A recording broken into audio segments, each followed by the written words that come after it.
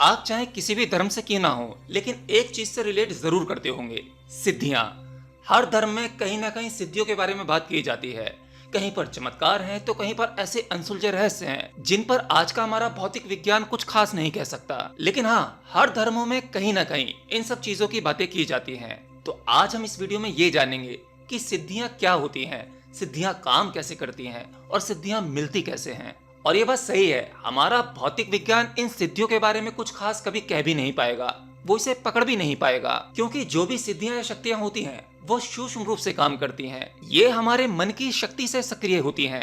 तो हमारा भौतिक विज्ञान तो इसे नहीं पकड़ पाएगा, लेकिन हाँ, हमारा मनोविज्ञान कहीं ना कहीं इस पर काम करता आ रहा है और कुछ चीजों में इसके बारे में कुछ कुछ कह भी पाता है। जैसे कि हमारी इच्छा शक्ति से कई सारी बीमारियों को ठीक भी किया जा रहा है। और आज ना जाने सबकॉन्शियस माइंड के बारे में कितनी सारी वीडियोस आपको यूट्यूब पर मिल जाएंगी, और साथ ही बहुत बड़े बड़े मनोवैज्ञानिकों की कुछ किताबें जो ये दर्शाती हैं कि कहीं ना कहीं हमारा मन यानी हमारे भीतर कुछ ऐसा है जिस पर अगर काम कर लिया जाए तो हम वो चीजें कर सकते हैं जो एक साधारण व्यक्ति या भौतिकवादी व्यक्ति नहीं कर सकता। तो चलिए सबसे पहले समझने की कोशिश करते हैं कि सिद्धियां कब प्राप्त होती हैं।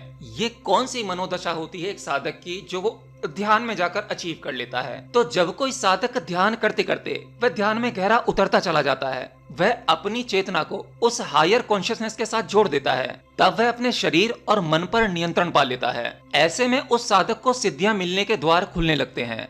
ध्यान में ऐसे बहुत सारे प्रयोग हैं जो लाइफ फोर्स के बारे में है, यानी लाइफ फोर्स हमारी जो श्वास है, जैसे क्रिया योग है। हालांकि आप में से कुछ साधकों ने यह भी बोला है कि क्रिया योग पर डिटेल वीडियो बनाओ, तो चलो उस पर भी काम करते हैं। क्रिया योग पर एक डिटेल वीडियो आ जाएगा। तो जो कोई साधक अपनी लाइफ फोर्स पर काम करता है, लाइफ फोर्स वो ऊर्जा जो सबके भीतर मौजूद है, तो जब वह ऊर्जा उसकी सुषुम्ना नाड़ी से बहने लगती है, जिससे उसके शक्ति बिंदु सक्रिय हो जाते हैं। अब शक्ति बिंदु आप समझ ही गए होंगे मैं किसकी बात कर रहा हूँ, हमारे 7 चक्र। और ये 7 चक्र जब भी सक्रिय होते हैं जब लाइफ फोर्स बीच वाली नाड़ी अर्थात सुषुम्ना नाड़ी से बहने लगती है। आमतौर पर ईड़ा नाड़ी और पिंगला नाड़ी से बहती है। दोनों नाड़ियों से बराबर फोर्स एक साथ नहीं बहती, किसी में कम किसी में ज्यादा होती है। ये एक सामान्य व्यक्ति की प्रक्रिया है। सामान्य व्यक्ति ऐसे ही सांस लेता है, परंतु एक साधक जब वो अपनी साधना में गहरा उतर जाता है तब वो अपनी लाइफ फोर्स उस ऊर्जा को सुषुम्ना नाड़ी से चालू कर लेता है, जिससे वह अपने भीतर मौजूद वो जो शक्ति बिंदु हैं, वो जो चक्र हैं, उन्हें सक्रिय कर लेता है। और फिर उसके भीतर वह संभावना सक्रिय हो जाती है जिससे कि वह चमत्कार जैसी कुछ चीजें कर लेता है। हालांकि मेरी नजरों में इसे चमत्कार कहना गलत होगा, क्योंकि कहीं ना कहीं ये भी एक प्रकार का विज्ञान है जो आपके भीतर मनोदशा में कहीं सूक्ष्म विज्ञान है। भौतिक विज्ञान को तो हम थोड़ा बहुत समझते ही हैं, जो कि भौतिक नियमों के अधीन बंधा हुआ है, लेकिन हमारा मनोविज्ञान हमारे मन की गहरी परतों में जैसे जैसे हम भीतर जाते हैं, अपने सब कॉन्शियस माइंड, अपने अवचेतन मन तक पहुंच जाते हैं, तो उसकी कोई सीमा नहीं है, उसकी शक्तियों की कोई सीमा नहीं है। इसलिए हमारा ये कॉन्शियस माइंड यानी जो ऊपरी मन है उस पर आसानी से भरोसा भी नहीं कर पाता कि ऐसा भी कुछ संभव हो सकता है। देखिए, ये जो पूरा जगत आप देख रहे हैं जो दृश्यमान है, ये चेतना का ही खेल है। ये चेतना ही है जो भौतिक रूप में प्रकट हुई है। मैं भी चेतना हूँ, आप भी चेतना हो, और ये जो प्रकट संसार है, ये जो जगत है, ये आपको सत्य प्रतीत होता है, परंतु ये माया है, स्वप्न है। इसके बारे में मैंने पहले भी आपको कई बार बताया है। आपने शायद बहुत सारी सिद्धियों के बारे में सुना होगा, आपने कुछ फिल्मों में, सीरियल्स में देखा होगा जो हमारे रामायण काल या महाभारत काल में हुए थे। उस समय जो भी घटनाएं हुई थी, जो भी किताबों में वर्णित है, उन सभी घटनाओं को हम फिल्मों या सीरियल्स के माध्यम से दर्शाने की कोशिश करते हैं कि कुछ ऐसा हुआ होगा। ये खाली हमारे समझाने के लिए है। जरूरी नहीं जो हम टीवी में देखते हैं या सीरियल्स में देखते हैं वो कुछ वैसा ही हुआ होगा कि ऐसे हाथ करा तो कुछ प्रकट हो गया, या फिर कुछ हाथों से शक्तियां निकल रही हैं। नहीं, ये हमें समझाने के लिए है, जिससे हमारे भीतर इंटरेस्ट पैदा हो और वो चीज हमें अच्छी लगे। ये शक्तियां निकलती हुई दिखाई नहीं देती, क्योंकि हमारी भौतिक आंखें इन सबको देखने के लिए उपयुक्त नहीं है, इसलिए केवल दिखाने के लिए है। अब उदाहरण के लिए एक सिद्धि के बारे में आपने सुना होगा, लघिमा सिद्धि। जब एक योगी लघिमा सिद्धि को साध लेता है तब वह हवा में तैर सकता है। तब वह ऐसे में पृथ्वी के गुरुत्वाकर्षण के नियम को नहीं तोड़ता, बल्कि वह अपनी चेतना को उस स्तर पर ले जाता है जहाँ वह भौतिक नियमों को नियंत्रित कर सकता है। ऐसे एक सिद्धि है दूर श्रवण सिद्धि। ऐसे में एक योगी समय और स्थान की सीमाओं को पार कर जाता है, क्योंकि उसकी चेतना उस अखंड चेतना के साथ एक हो जाती है जहाँ पर प्रेजेंट, पास्ट, फ्यूचर एक साथ मौजूद होता है। इसलिए वह एक ही समय में 2 जगह पर मौजूद हो सकता है, क्योंकि वह अपने भीतर इन सभी नियमों को समझ लेता है। और वो माया जो ईश्वर ने रची है, वह भी इसी प्रकार की माया को रच सकता है। क्योंकि ईश्वर भी नियमों के खिलाफ नहीं जाता।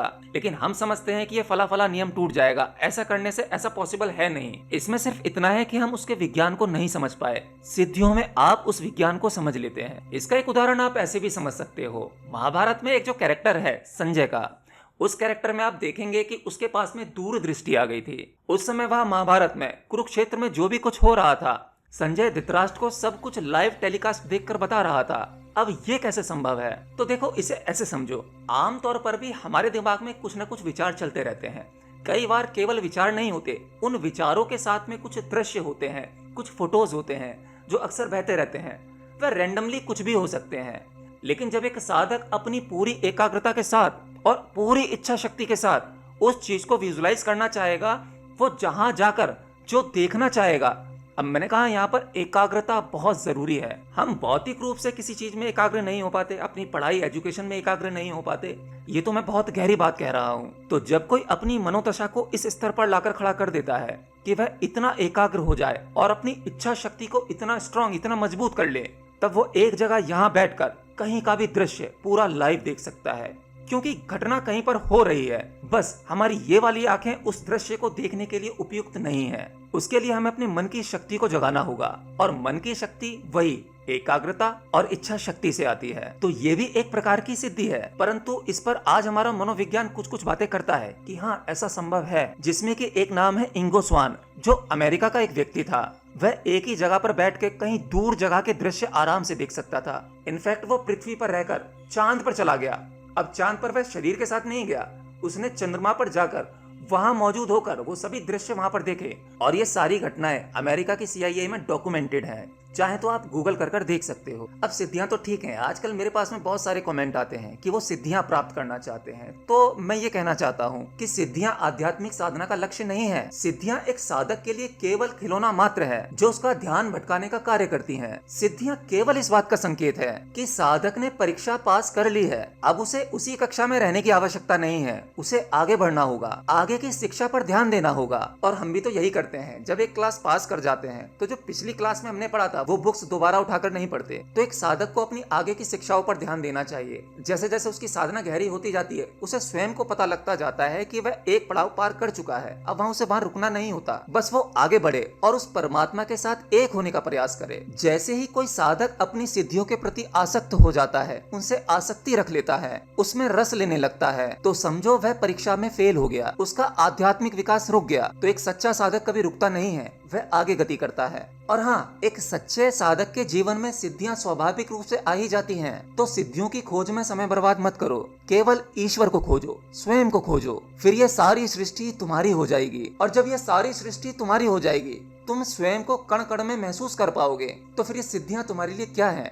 मिट्टी मात्र हैं। और अगर सिद्धियां मिल भी जाएं, तो कभी भी सिद्धियों का उपयोग अपने व्यक्तिगत लाभ के लिए या प्रदर्शन के लिए नहीं करना चाहिए। वैसे मैंने इसमें एग्जाम्पल के लिए 2 ही सिद्धियों के बारे में बताया है। बाकी मैंने एक वीडियो और बनाया है जिसमें मैंने 16 की 16 सिद्धियों के बारे में डिटेल में बात की है।